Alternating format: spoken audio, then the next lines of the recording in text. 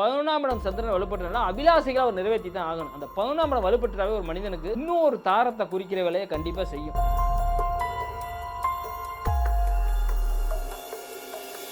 இவரோட ஜாதகம் ஓப்பனாக சொன்னால் நரேந்திர மோடிஜி ஜாதகம் மாதிரி விஜயோட ஜாதகம்.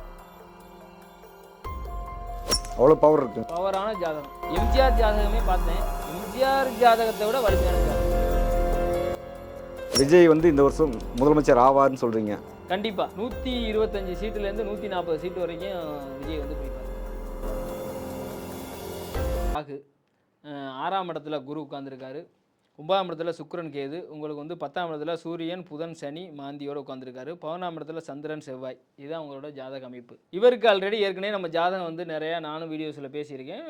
ஒரு சில விஷயம் இப்போ சுக்கிர தசையில் குரு புத்தி போயிட்டு இருந்துச்சு, குரு புத்தி தான் போயிட்டுருக்கு. இப்போ குரு பார்த்தீங்கன்னா வெறும் பாதகாதிபதி. அப்போ பாதகத்தை 100% குரு பகவான் செய்வார். இப்போ பாதகாதிபதி அதே மாதிரி 7ஆம் இடம் தாங்க குரு. அப்போ அவர் மனைவியை குறிக்கிறதும் குரு தான். அப்போ அது பாதகாதிபதி குரு மறைஞ்சிட்டார். அப்போ ஒரு மறையும் போது ரொம்ப ஒரு நல்ல பலன் தான், சரியா? ஏன்னா குரு பாதகாதிபதி மறையும் போது ஒரு நல்ல, ஏன்னா அது யாரோ சொன்னதுனால தான் அவர் அந்த குரு புத்தியில் தான் கட்சி ஆரம்பிக்கிறாரு, அடுத்தடுத்த பிரச்சாரத்துக்குலாம் போகிறாரு. இன்றைக்கி அந்த தான் எலெக்ஷன் அறிவிச்சிருக்காங்க, அவங்க யாரோ சொல்லியிருக்காங்க. ஏன்னா கன்னியா லக்னத்துக்கு குரு ஆகாதவர், பட் இருந்தாலும் அவர் பாதகாதிபதி மறைஞ்சிட்டார். மறைஞ்சது பெரிய ஒரு அதிர்ஷ்டம் தான். அவருக்கு வீடு கொடுத்தவர் 10ஆம் இடத்துல உட்காந்துருக்காரு. அப்போ பதவியையும் கொடுக்கணும், சரி. 10ஆம் இடம் தான் போல்ஸ்தானம்.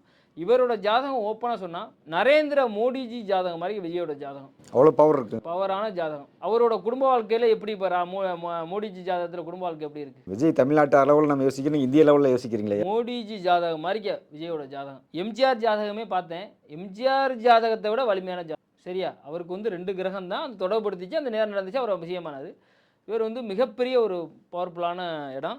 அதே மாதிரி பார்த்தீங்கன்னா ஒரு 3ஆம் இடத்துல ராகு உட்கார்ந்துருக்கனால இப்போ என்ன அப்படின்னா அந்த சூழ்ச்சிகள் மிக பெருசாக இருக்கும். நான் எப்படி ஏற்கனவே ஸ்டாலினியா ஜாதகத்துக்கு சொன்ன பார்த்தீங்கன்னா அது ஏன்னா அந்த கிரகம் இங்கே உட்காந்துருச்சு, அது ராகு வேற ஒரு இடத்துல உட்காந்து போயிட்டார். இவர் என்னன்னா கன்னியா லக்கணம் மிதுன லக்கணத்துக்கே ராகு ஒரு அபரிவித வளர்ச்சியை கொடுக்குறவர், ஒரு உச்சத்துக்கு கொடுக்குற வேலையை கண்டிப்பாக செய்யும். ராகு திசை ஒரு ஜாதகத்தில் புதன் வலுவாக இருந்து ராகு திசை கன்னியா லக்கணத்துக்கு மிதுன லக்கணத்துக்கோ மிதுன ராசி இந்த இதுக்கு நடந்துட்டாவே மிகப்பெரிய ஒரு வளர்ச்சியை கொடுக்கும். அப்போ ராகு விருச்சிக வீட்டில் உச்சம்.